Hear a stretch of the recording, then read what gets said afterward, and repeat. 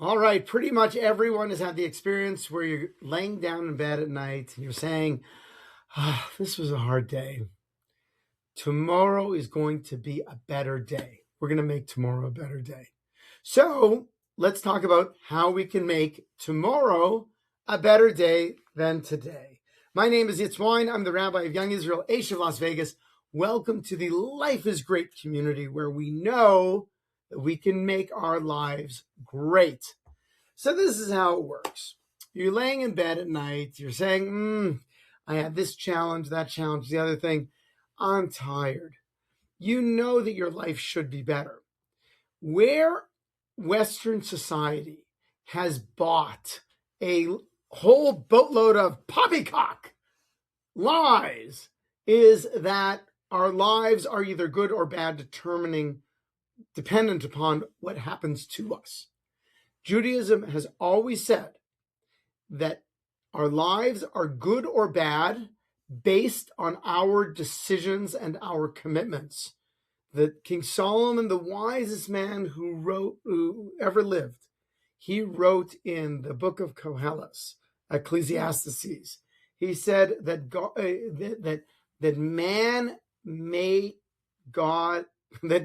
made man straight and man created complications. How did he create complications? We make our lives difficult. That's what we do. There's a straight path. Basically, the path is if I choose to focus on thoughts that will be positive and happy and accomplishing, if I'm training my mind to think in a good way, then good things will happen to me and I will live a great life. It does not mean that I won't have any pain or suffering or that kind of stuff. It doesn't mean that nothing will ever go wrong, but I will have a good life if I'm focused on the good and I'm focused on thoughts that will bring me happiness and joyfulness. But what happens is we begin to worry, we begin to dwell on those things that are difficult, and then we say, wow, it was a really hard day. So how do we do it? You wake up in the morning. Your eyes are closed like this. You wake up. What's the first thing you do? Smile. That's the first thing you do. Tomorrow morning, when you open your eyes, smile. Just for a moment. Okay. Now, just the act of smiling, by the way, medical science will tell you, creates all sorts of endorphins. It creates all sorts of chemical reactions in your body, in your mind, that makes you more positive. So smile and then thank God you're alive. Now, if you are fortunate enough to have a Siddur, a Jewish prayer book, this is the one I like to use. It's the Art Scroll, right? The publisher's Art Scroll, ARTSCROLL, and it is the Art Scroll Siddur. A Siddur is a prayer book. So if you look on page 2, right, it says it looks like this. This is what page 2 looks like. And the first thing that we say when we wake up in the morning, I'm going to read the Hebrew and I'll read the English.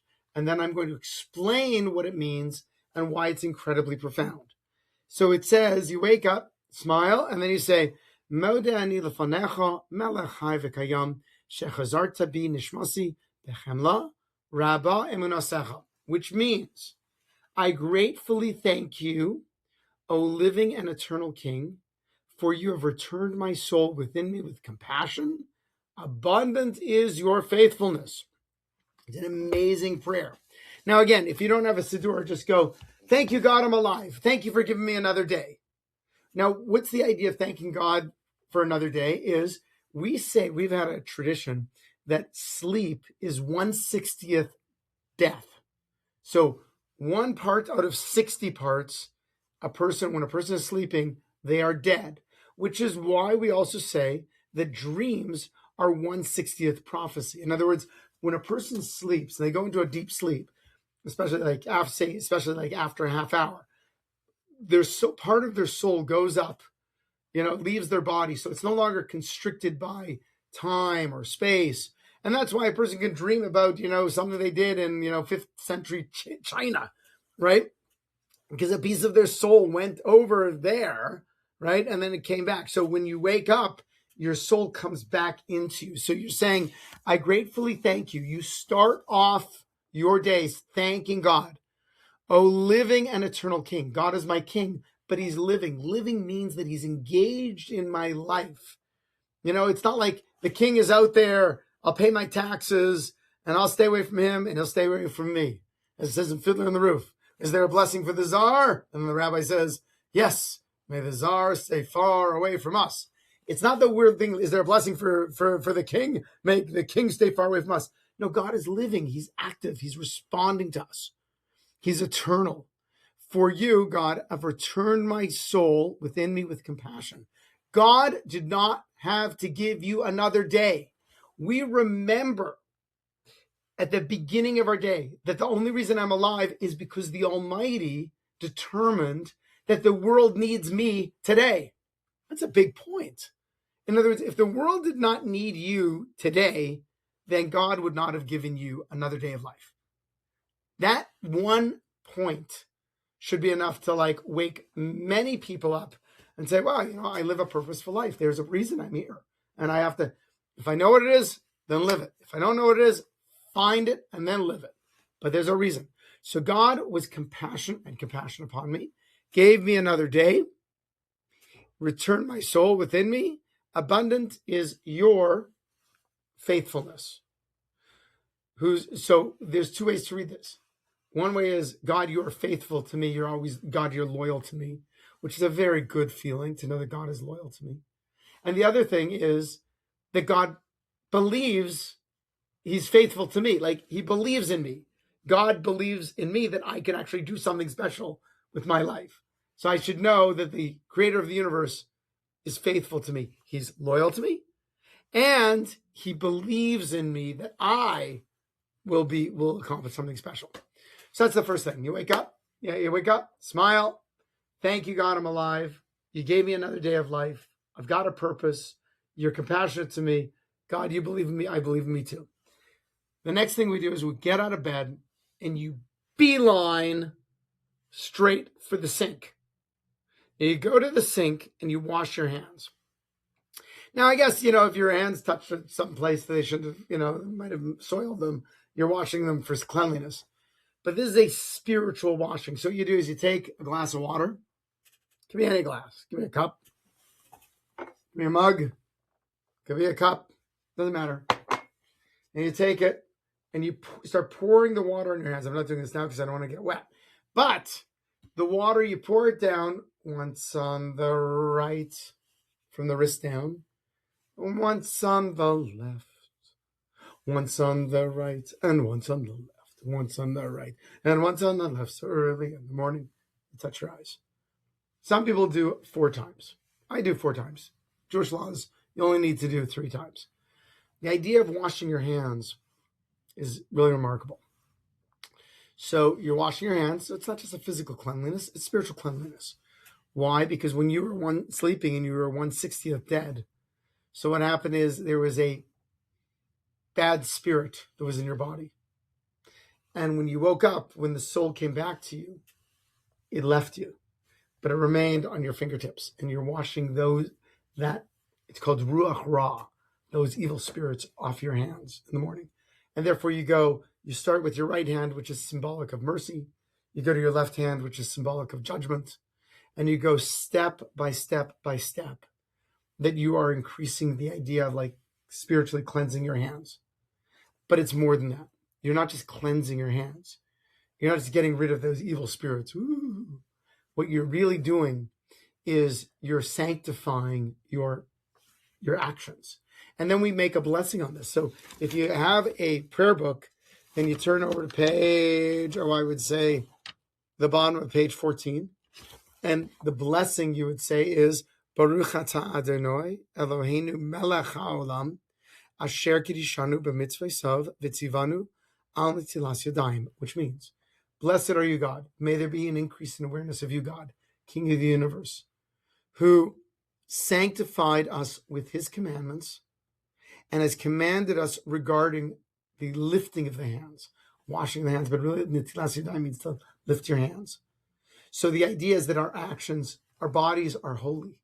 God is sanctifying us through our actions.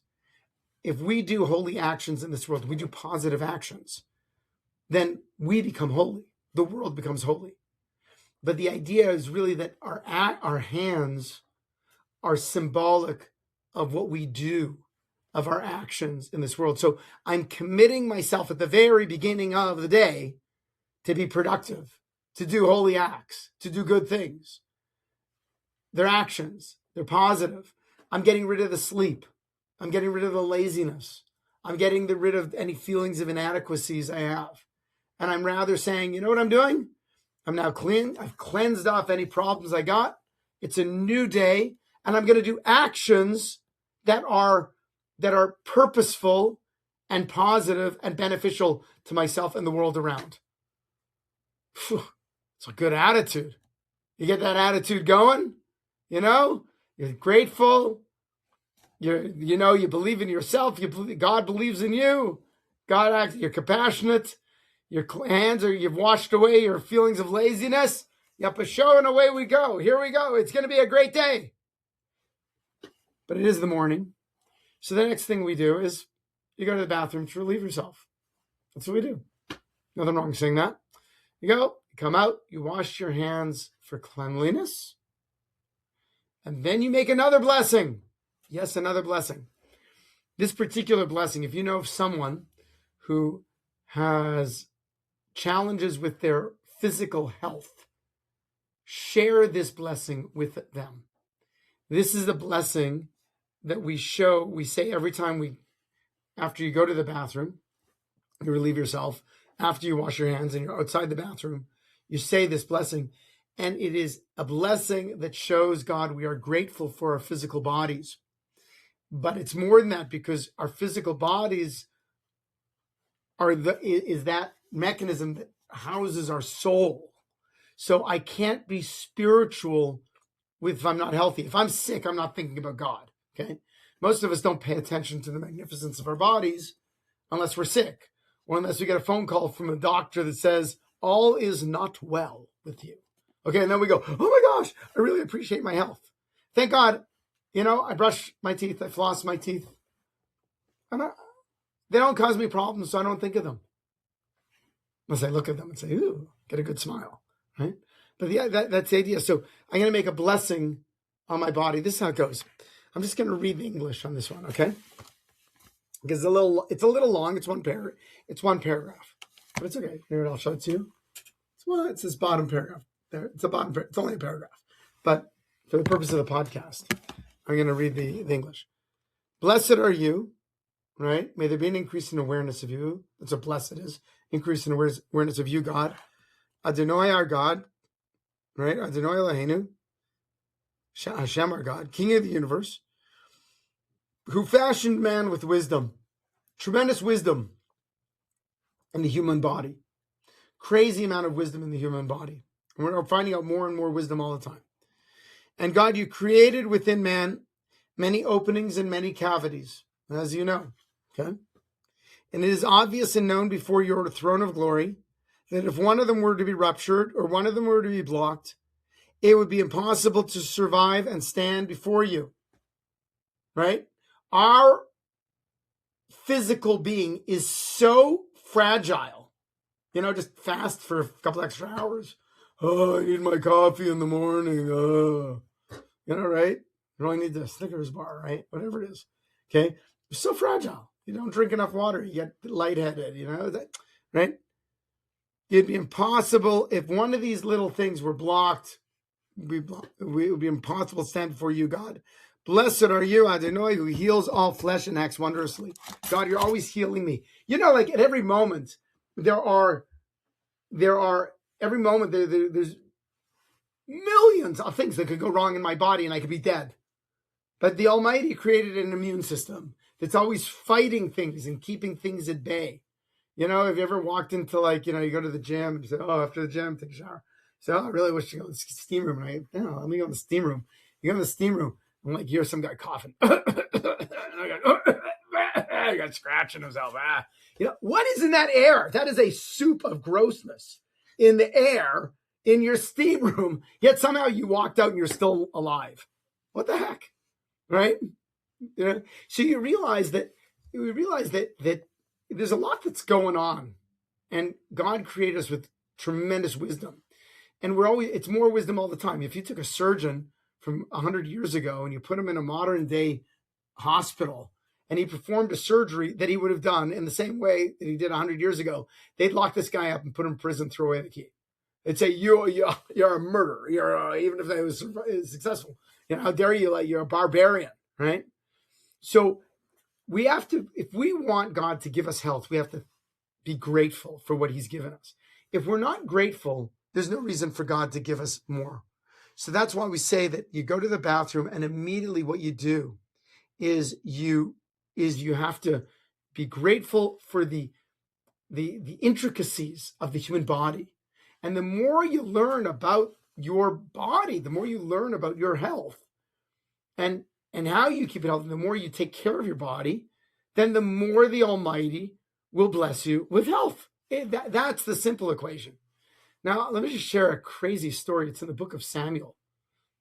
If it was not written in the book of Samuel, you would not believe me when I tell you the story because it's so gross. After the Kohen Gadol, Eli, when he died, the Jewish people, this happened about 2,800 years ago. The Jewish people go to war with the Philistines. And the Philistines, they captured the Holy Ark, which was our primary, it is our primary spiritual object, right? In the Ark housed the first Torah scroll that Moses wrote, the Ten Commandments, the tablets, a jar with the man in it. And so the Philistine, they said this is a very valuable thing to the Jews. So we're going to capture it. And they took it and they held on to it for 7 months. Now, when they captured it, that was a bad thing. They were not allowed to do that. God caused them to have irritable bowel syndrome, all of them. And they had all these problems. They had tremendous hemorrhoids. And the hemorrhoids, really bulged out. And when they would fall asleep at night, rats would come and gnaw away at the hemorrhoids. Gross story, huh? Anyway, so they realized all this was because they were holding on to the ark. So they wanted to give the ark back to the Jewish people. So when they gave the ark back to the Jewish people, they also gave as a testimony to recognize that to the Jewish people would recognize that the Philistines recognized what they did was wrong and were asking God to heal them all.